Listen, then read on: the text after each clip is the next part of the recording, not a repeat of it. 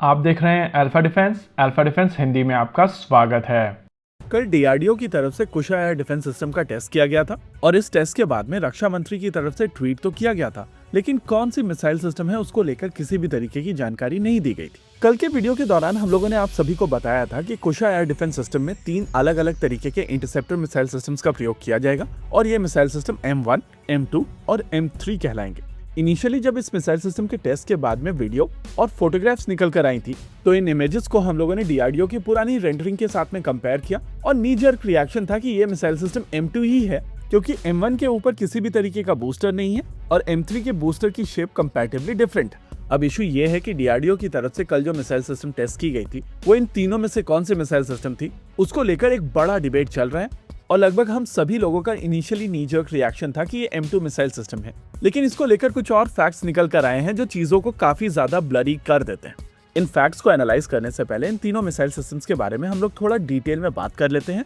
ताकि हम लोगों को ये एयर डिफेंस सिस्टम ज्यादा अच्छे से समझ में आ जाए। प्रैक्टिकली इस एयर डिफेंस सिस्टम को लेकर आइडिया था कि ये 120 किलोमीटर से लेकर 350 किलोमीटर की रेंज तक हर तरीके के टारगेट को मारने में सक्षम होगी और इतनी बड़ी स्पेक्ट्रम को कवर करने के लिए इसमें 3 अलग अलग तरीके के इंटरसेप्टर्स का प्रयोग किया जाएगा। हालांकि इस सिस्टम में पहली बार भारत में मॉड्यूलर सिस्टम बनाने की कोशिश की गई है, जहां पर मेन मिसाइल सिस्टम एक ही है लेकिन 2 अलग अलग बूस्टर्स का प्रयोग करके टोटली 3 अलग अलग तरीके के इंटरसेप्टर्स बनाए गए। Baseline missile system M1 120 kilometre से 150 किलोमीटर तक की दूरी पर फाइटर जेट साइज के टारगेट्स को मारने में सक्षम होगी। वहीं पर अगर आप M2 की बात करेंगे तो ये मिसाइल सिस्टम 250 किलोमीटर की दूरी पर फाइटर जेट जैसे टारगेट्स को मारने में सक्षम होगी। इन दोनों ही मिसाइल सिस्टम की कंपैरिजन में M3 थोड़ी डिफरेंट मिसाइल सिस्टम होगी और M3 को लेकर आइडिया है कि ये स्लो मूविंग टारगेट्स के खिलाफ यूज की जाएगी, जैसे कि एवैक्स, टैंकर्स, कार्गो एयरक्राफ्ट या डेडिकेटेड इलेक्ट्रॉनिक वॉरफेयर एयरक्राफ्ट। अब ये जो इन्फोग्राफिक्स आप अपनी स्क्रीन के ऊपर देख रहे हैं ये बेसिकली डीआरडीओ की रेंडरिंग के बेसिस पर बनाई गई थी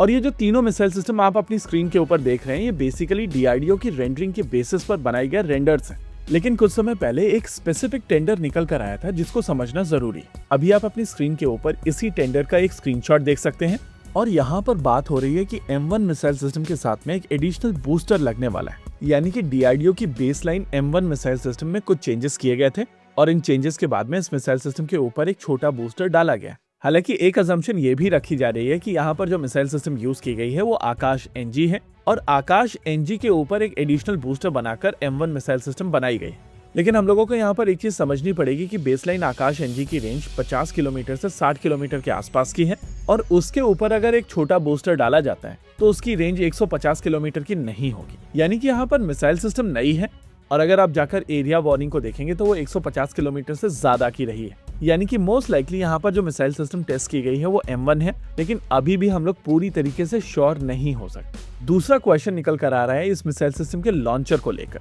रक्षा मंत्री राजनाथ सिंह जी ने जो वीडियो शेयर किया था उसको अगर आप पॉज करके देखेंगे तो आपको वहां पर लॉन्चर दिखाई देगा, लेकिन आपको समझना पड़ेगा कि एक मेकशिफ्ट लॉन्चर है और एक्चुअल लॉन्चर इससे काफी डिफरेंट होगा। हालांकि यहाँ पर आपको एक काफी इंटरेस्टिंग स्नीक पीक मिल जाती है क्योंकि लॉन्चिंग ट्यूब यहाँ पर आपको दिखाई दे रहे हैं और ये काफी स्लीक है। इन स्लीक ट्यूब्स को देखने के बाद में ऐसा लगता है कि मोस्ट लाइकली लॉन्चर के ऊपर लगभग 6 मिसाइल सिस्टम्स रखी जाएंगी और पर्सनली मुझे नहीं लगता है कि इसको S-400 ट्रायम्फ की तरह सील किया जाएगा जहां पर एक बड़े ट्यूब के अंदर 3 छोटे छोटे ट्यूब्स हों एक्सेट्रा। लेकिन फिर भी इसके बारे में मोस्ट लाइकली हम लोगों को तभी डिटेल्स मिलेंगी जब ये सिस्टम या तो एरो इंडिया में प्रेजेंट किया जाएगा या फिर डेफ एक्सपो में। होप यहाँ पर हम लोगों ने आपको कुछ क्लैरिटी दी होगी और जैसे जैसे इसके बारे में और ज्यादा डिटेल्स निकलती चली आएंगी हम लोग इसके बारे में और डिटेल में वीडियो बनाते रहेंगे। फिलहाल के लिए इस वीडियो में केवल इतना ही। वीडियो को अंत तक देखने के लिए धन्यवाद। देखते रहिए अल्फा डिफेंस। जय हिंद।